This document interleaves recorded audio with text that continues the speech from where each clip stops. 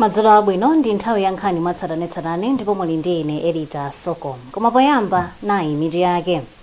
Komiti yoona za malamulo yalimbikitsa ntchito yoonetsetsa kuti anthu ovutika akupindula ndi ntchito yolimbikitsa chilungamo. Unduna wa zamaphunziro wayamikira mmene mayeso a standard 8 ayambira.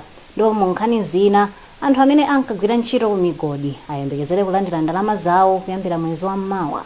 Tili ndi zimenezi komanso zina zambiri, tiyeni tikhale limodzi.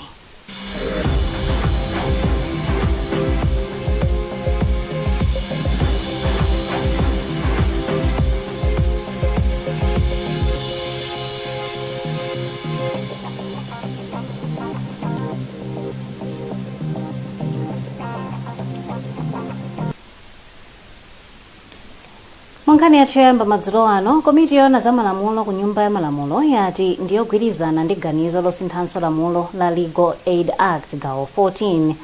Mwazina gawoli limakaniza anthu amene anachita maphunziro a zamalamulo ndi kupeza tsamba la diploma kuyimira ena pa milandu. Wezi Gausi ali ndi ripoti. Komiti iyi inabweretsa anthu osiyanasiyana pamodzi amene ali ndi chidwi pa nkhani za malamulo. Wachiwiri kwa wapampando wa komiti iyi Madzulo Mkandawire ananena kuti anthu onse amene anabwera pa mkumanowo analogwirizana nazo kuti lamulo lisinthenso. Onse akugwirizana unena kuti yakwana nthawi yoti tiwagwiritse ntchito maparalegals chifukwa chiwerengero cha anthu amene sakuthandizidwa sakuyimiridwa milandu yawo ndicho chuluka zedi. Mmodzi amene anayimira mabungwe komanso anthu amene anafika pa mkumanowo a Justice Kenan Manda anena kuti dziko lino limatumiza anthu ku ndende amene ali osayenera kutumizidwa ku ndendezi. Ziganizo zathu ndi zimene timapereka ku komiti imene ya parliament tikukhulupirira kuti azitenga ndi kuziganizira bwinobwino. Mwachisanzo ndikuti nkhani imene yakuti pakufunika munthu akapita ku court kuti pazikhala wina kuti amugwire padzanja ndiyofunikira kwambiri. Mkulu wa Legal Aid Bureau Masauko Chankakara anena kuti kukhonzaso lamulo limeneli sikuti kupindulira iwowo koma kupindulira anthu amene ali ovutika m'midzi. Tikaonjezera maparalegals 36 amene wazithandiza kwambiri chifukwa makesi athu ambiri monga Legal Aid ndi makesi ang'onoang'ono okuti maparalegals akhoza kuthandiza kuti makesi akuluakuluwo aziyang'anidwa ndi maloyas. Pakadali pano bungwe la Legal Aid Bureau lanena kuti anthu ochuluka kwambiri mdziko muno alibe mwayi wokhala ndi anthu owayimirira pa milandu yosiyanasiyana. Wachiwiri kwa nduna ya zamaphunziro Amandalitso Kambawo Awirima wayamikira nthambi zokhudzidwa ndi ntchito yolembetsa mayeso a standard 8. Awirima ayankhula izi atakayendera malo olembera mayeso m'maboma a Thyolo ndi Mulanje. Tili ndi zambiri mu ripoti ili la Lueleni Mpasa koma limene akuwerenga Elvis Hoahoa. Akambawo Awirima ayankhula izi pamene anayendera ntchito yolembetsa mayeso a standard 8 ku masukulu a Mphinji, Nansato, Chonde CCP komanso Gambola Primary School m'maboma a Thyolo ndi Mulanje. Iwo ati ndiokhutira ndi mmene mayeso a standard 8 iwa ayambira. Tasangalala kwambiri osangonena kuti kwangofuna kuoneka kuti ndikusangalala kuti palibe mavuto.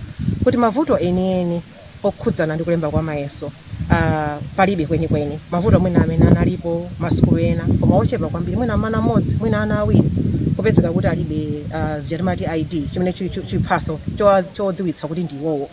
Koma vuto limene lisinakhale vuto kwenikweni fanziro lomwe mmene mayeso amayamba anthu amene akuyang'anira mayeso ma administrators athu anapeza njira yodziwonera kuti tiyapange adziwe kuti anajangatale pa sukuludi ndipo palibe amene anamukaniza kuti asalembe mayeso. Ana onse amene anali ndi vuto la ID palibe amene wabwenzedwa, onse alemba mayeso. Sizingalephere mu olomutakhonzekera mwina anthu bwanji kuti mwina akavuto kangakhalebe ndeza ndikhalira bwino.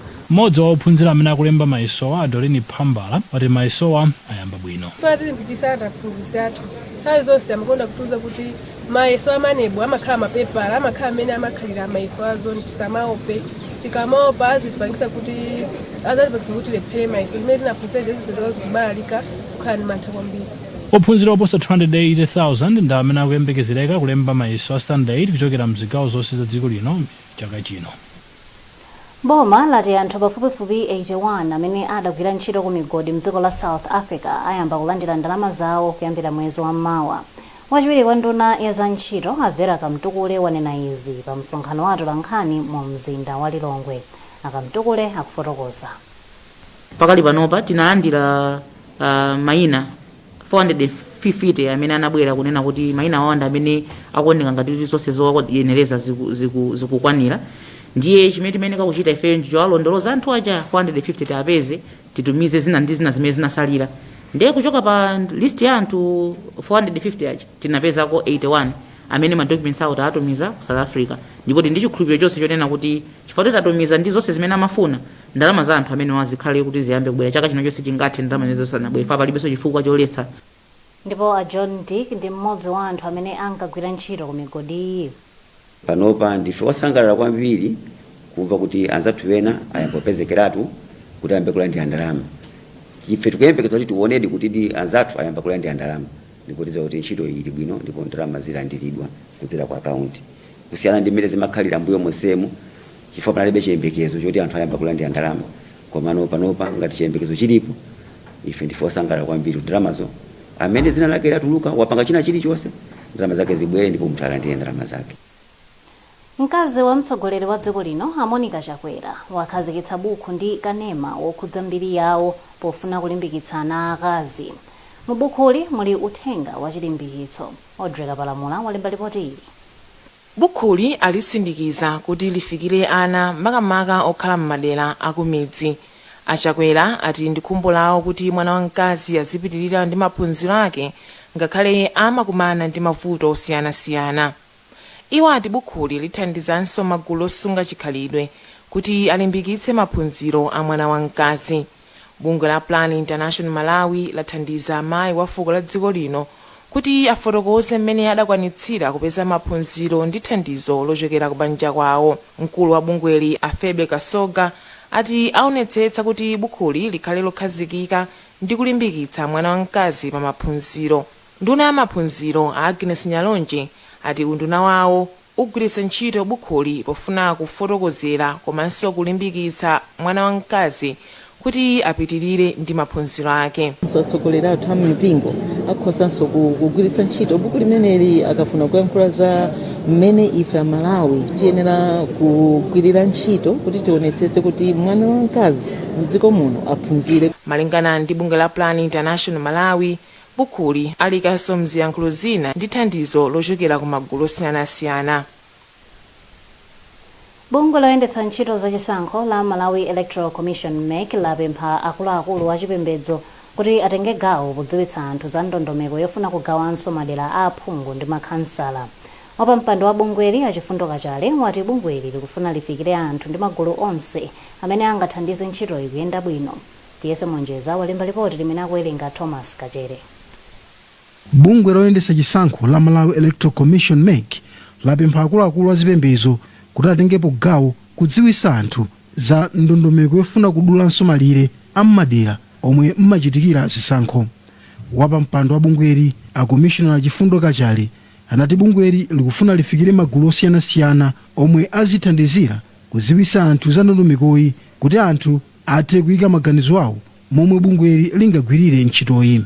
Iwo anatinso bungweli ndi lokhutira ndi mmene adindo akuyitandirira ntchito yofuna kugawanso malire ammadera. Njira imodzi yomwe tasankha kuti anthu akhale mchilimbikitso ntchito itigwira mwachiuta mafotokozera anthu fomiro kapena njira yomwe titagwiritsa ntchito kapena dongosolo lomwe tikutsata kugawanso malire.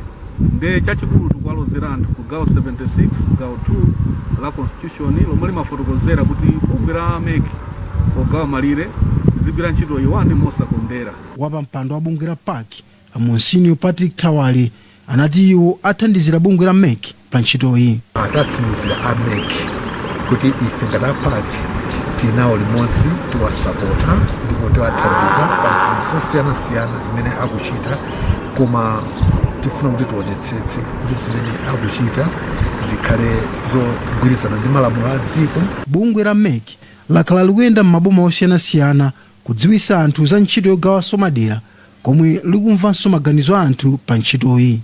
Ntchito yonga yomweyi inachitikanso mchaka cha 1998. Kafukufuku wasonyeza kuti chiwerengero cha abambo amene akuchita nawo maphunziro akwacha chikadalibe chotsika. Izi zili chomwechi ngakhale kuti chiwerengero cha anthu amene akutha kulemba ndi kuwerenga chakhala chikukwera kuchokera pa anthu 25 mwa 100 aliwonse mchaka cha 1997 kufika pa 65 mwa anthu 100 aliwonse mchaka cha 2019. Sam Kalimira ali ndi ripoti. Pamwambo omwe unachitikira m'boma la Rumbi tinaona kuti mwa anthu okwana 10 omwe amalandira mapepala awo ndi mbambo mmodzi yekha yemwe anamaliza nawo maphunziro akwacha, zinthu zomwe zidandalitsa boma komanso mabungwe. Wapampando wa khonsolo la Rumbi Happy Chirwa anakuti padali pano boma la Rumbi muli anthu omwe akuphunzira sukulu zakwacha opitirira 4,000 komano anakuti ndi abambo okwana 900 okha omwe akuphunzira sukulu zakwacha. Mmodzi mwa akuluakulu a UNESCO a David Mulera anagwirizana ndi achilambo komano anakuti dziko la Malawi likuchita bwino pakuchulutsa chiwerengero cha anthu omwe akuphunzira sukulu zakwacha ponena kuti pakadali pano ndi anthu 60 mwa 100 aliwonse omwe ndi ophunzira potengera chiwerengero cha dziko lino. Tikayang'anano figala ya wanthu ndi tikumaona kuti ndi anthu ambiri chifukwa kumafika 5 million amene kuti sakudziwa kulemba, kuwerengera ndi kuwerengetsera. Ndiye vuto likuchokera ponena kuti mapulogalamu ngati a National Adult Literacy anthu akuluakulu amene oti mwayi wopita ku sukulu ku primary udawaphonya sakumakhala ndi chidwi choti azipita azikaphunzira makamaka azibambo. Mungati mene munaonera pamwambo umene anduna mapereka ma certificate anali azimayi okhaokha kungopatulako nzibambo mmodzi. Ndipo m'mawu ake nduna yoona za ana komanso chitukuko cha kumadera Patricia Kaliati anati boma liwonetsetsa kunena kuti likuyamba maphunziro a mkombaphala ndi cholinga chonena kuti ana adziwe kulemba ndi kuwerenga ndi kuti zizipitirire angakhale atakula pofika chaka cha 2030.